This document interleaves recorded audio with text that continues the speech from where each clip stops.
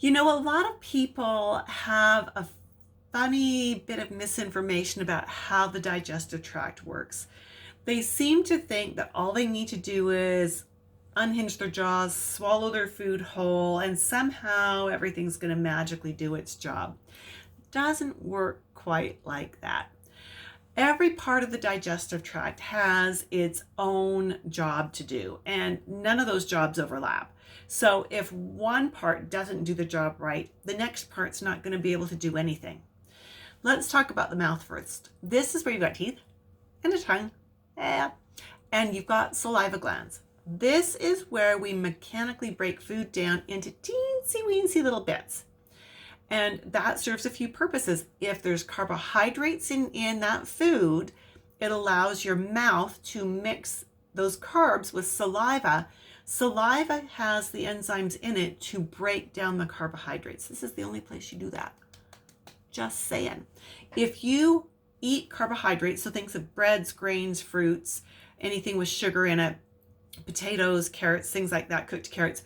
If you eat those things too quickly and you swallow them without chewing them, there is nothing else anywhere in your body that can actually break them down.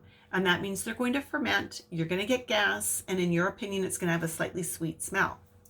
All right, so let's pretend you didn't chew your food very well. Maybe you had some chicken and some potatoes. You didn't chew it very well, and so the carbs are going to ferment, but now you've got these chunks of chicken hitting your stomach. Your stomach is the only place you have the acids to break down protein.